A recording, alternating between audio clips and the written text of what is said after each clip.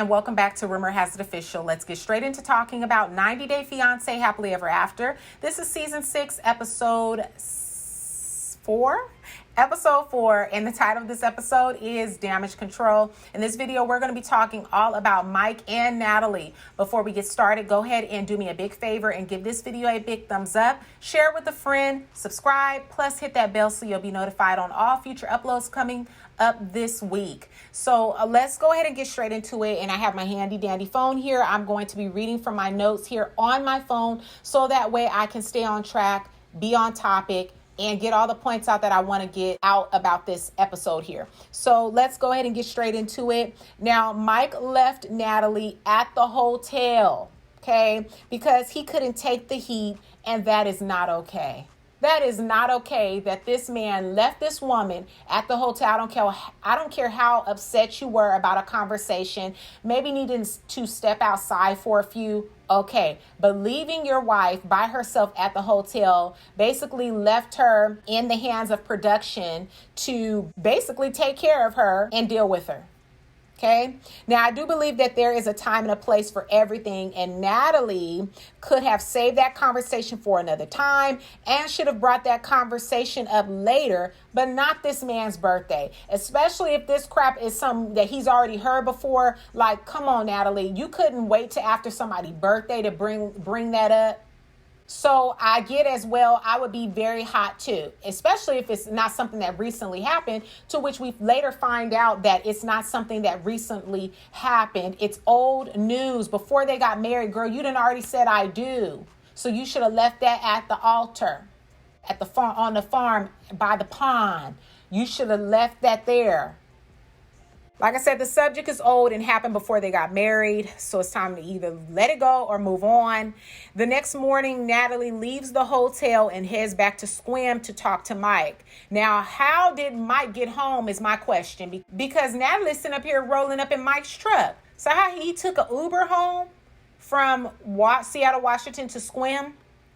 I don't know how he got home, but like I said, Natalie was driving this man's truck, and as soon as she pulls up, out walks Mike. They exchange a hi, and then Natalie proceeds to look at Mike like a cat wanting some love and attention with those eyes. She's just looking up at him, and it's just like, girl, just speak already. Y'all speak already, because this is just too much. Y'all don't communicate.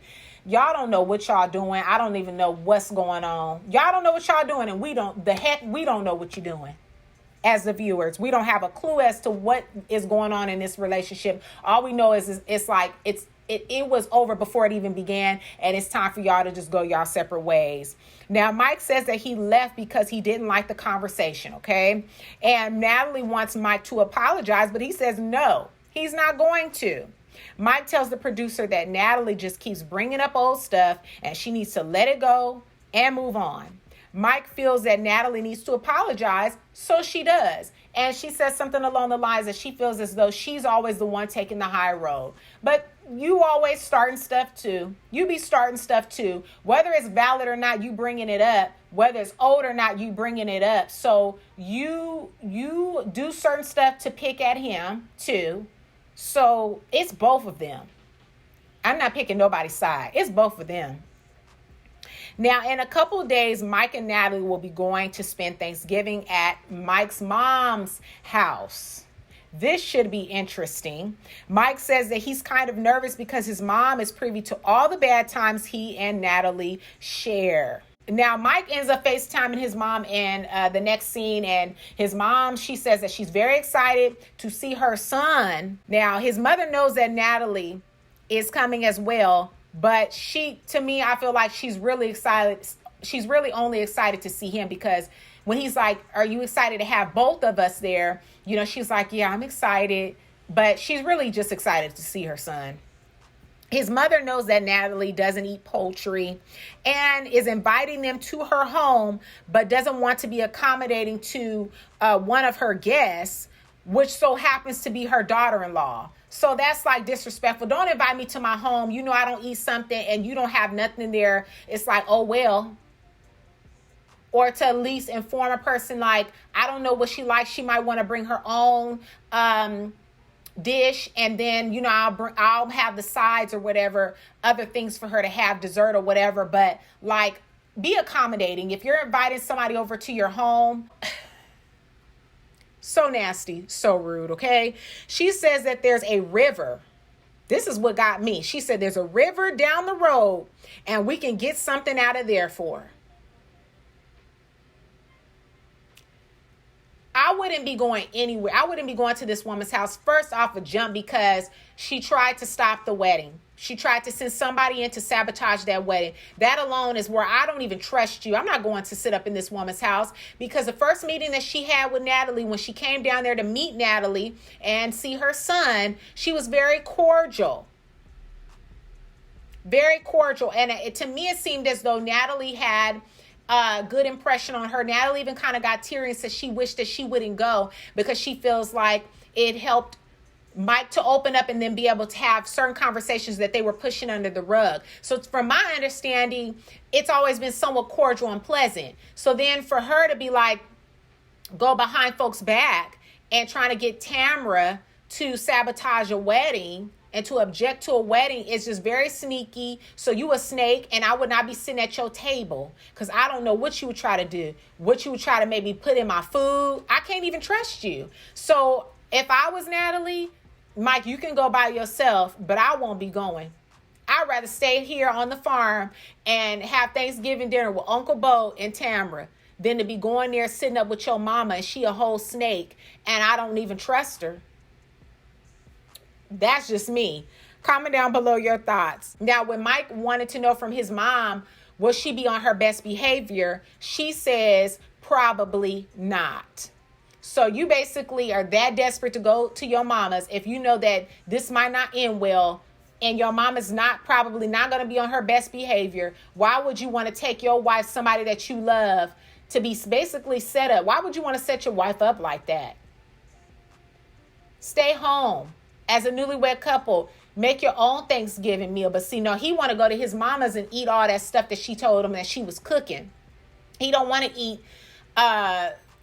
Natalie's style of cooking. Like, he doesn't want to eat her type of food. Because I don't know if Natalie's supposed to be vegan. I don't know what she's supposed to be. But she don't eat poultry. I don't know what that is. Y'all could tell me, is she pescatarian?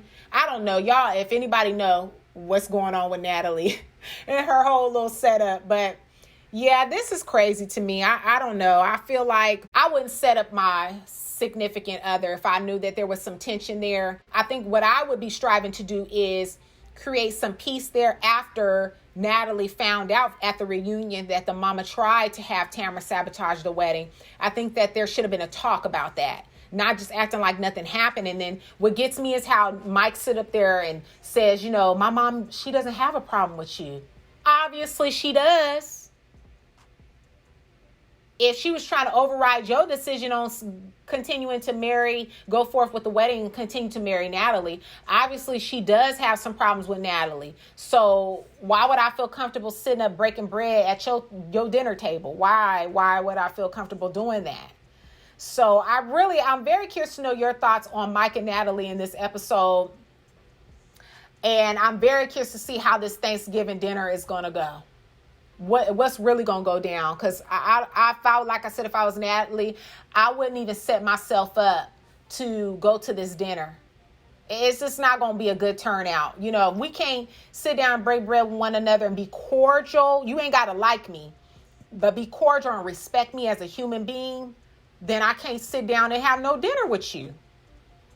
Why would I go and sit down and have dinner with you and be uncomfortable the whole time?